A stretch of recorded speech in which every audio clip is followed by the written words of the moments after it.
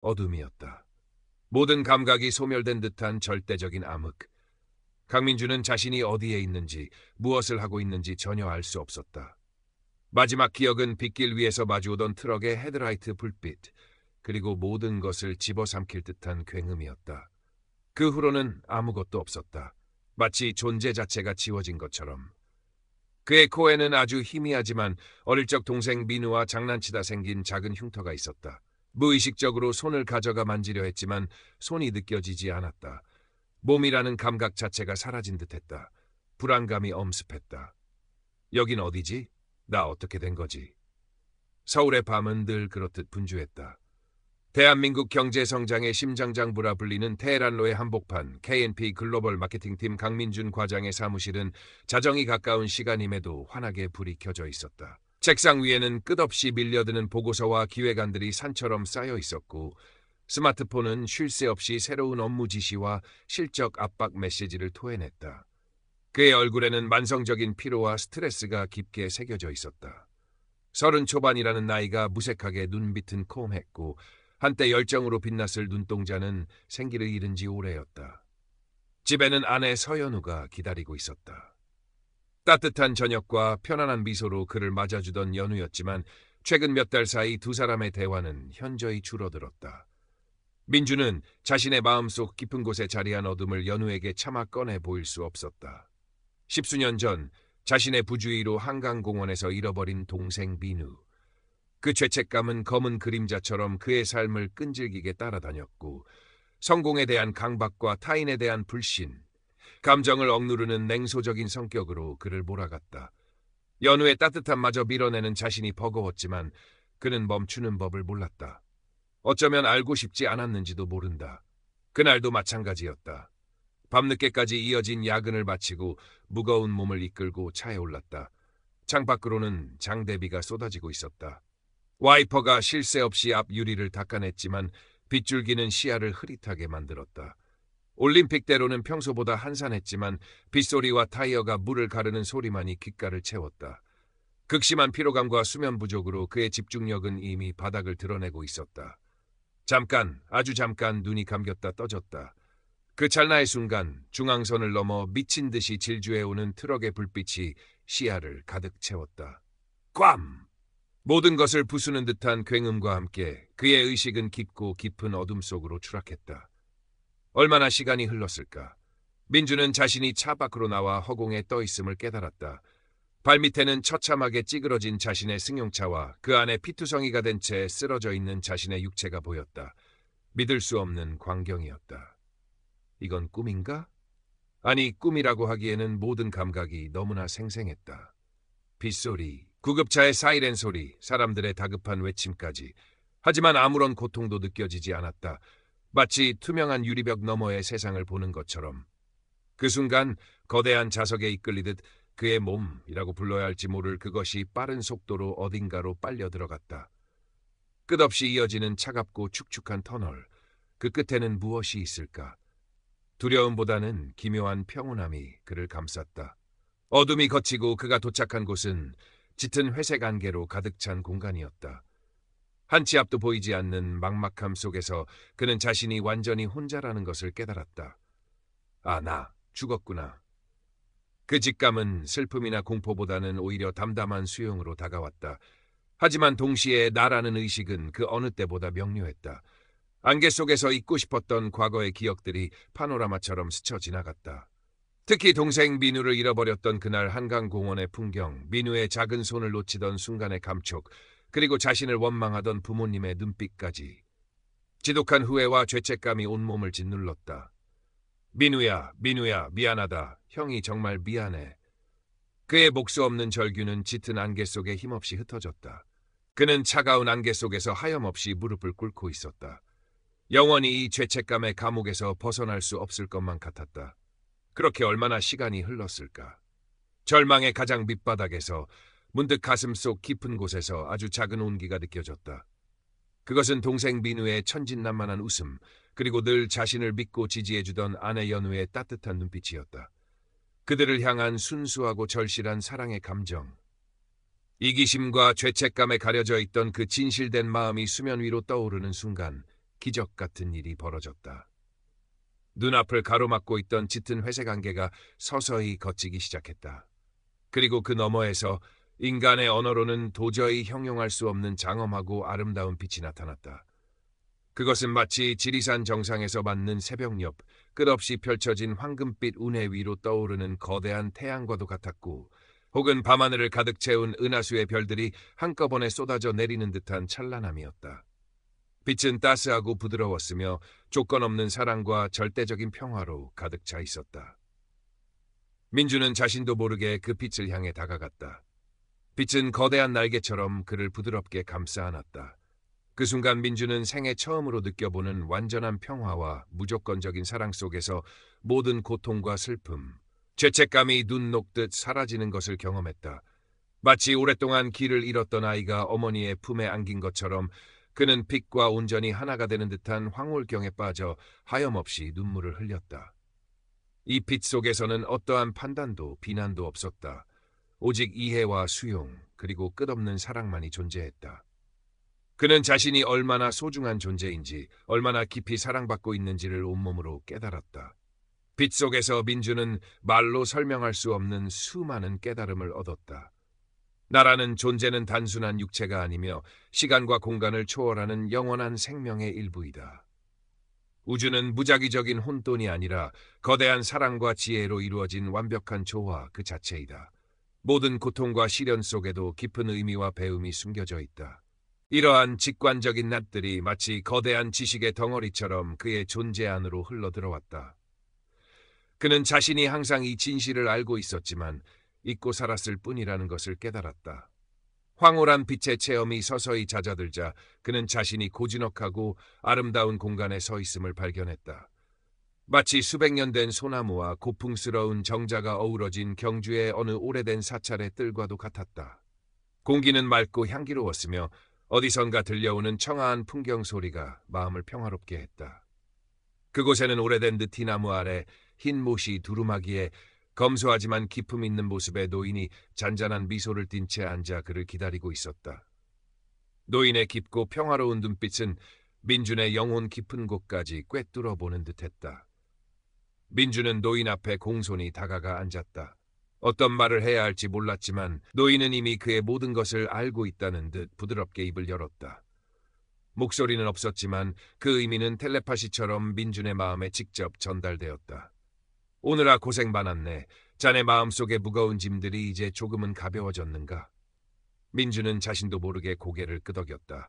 가슴을 짓누르던 죄책감과 후회가 빛의 체험을 통해 많이 정화되었음을 느꼈다. 저는 제 동생 민우에게 너무나 큰 죄를 지었습니다. 저 때문에. 노인은 민준의 말을 가로막지 않고 잠잠히 들어주었다. 그리고 민준의 고백이 끝나자 이렇게 말했다. 모든 생명은 저마다의 길이 있고 그 길 위에서 크고 작은 파도를 만나기 마련일세. 민우의 삶은 짧았지만 그 아이는 자신에게 주어진 시간 동안 세상을 충분히 경험하고 사랑을 나누었네. 그리고 자네를 단 한 번도 원망한 적이 없다네. 오히려 하늘에서 늘 자네를 걱정하고 응원하고 있었지. 노인의 말은 민준의 가슴 속 가장 깊은 곳에 박혀있던 죄책감의 가시를 부드럽게 뽑아내는 듯했다. 눈물이 다시 뺨을 타고 흘러내렸다. 그것은 슬픔의 눈물이 아니라 이해와 용서 그리고 감사함의 눈물이었다. 과거는 이미 흘러간 강물과 같아 다시 되돌릴 수 없네. 중요한 것은 이 순간 자네의 마음속에 어떤 생각과 감정이 흐르고 있느냐 하는 것이지.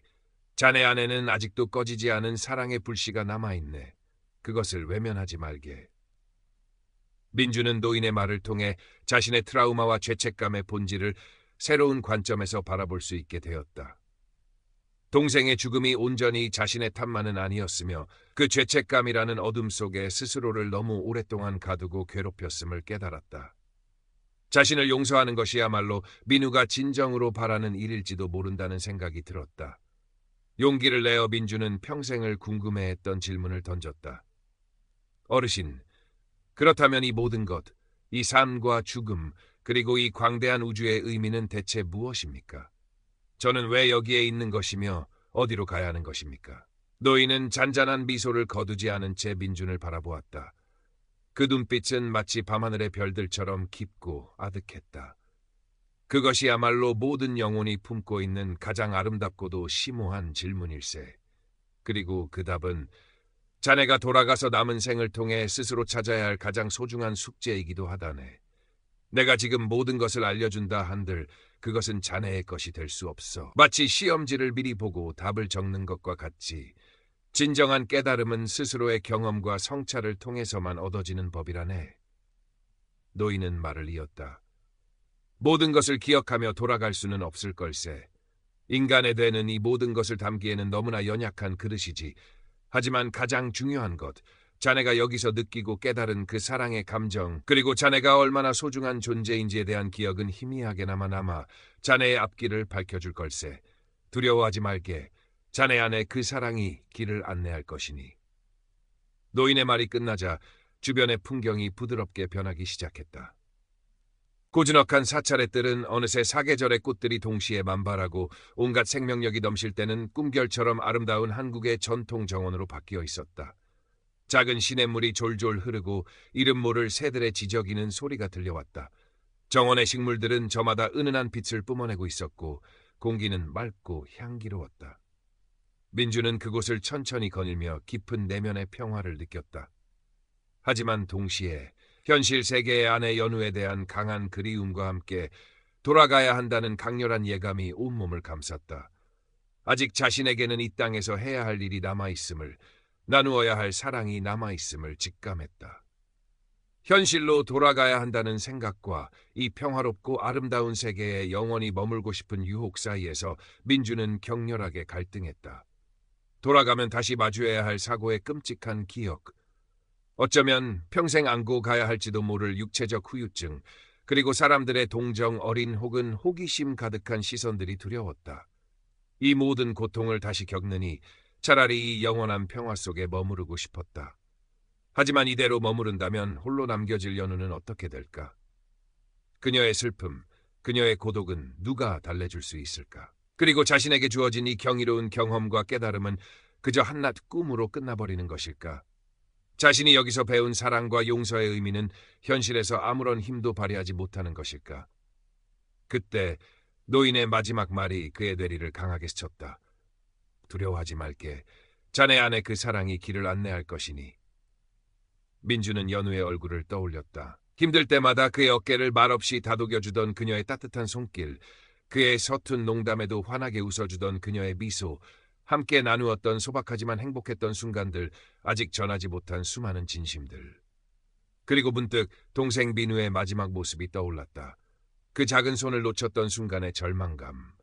하지만 이제 그는 알 것 같았다. 진정한 용서는 과거의 잘못에 얽매여 스스로를 벌하는 것이 아니라 현재의 삶을 충실히 살아내고 그 안에서 사랑을 실천하는 것임을.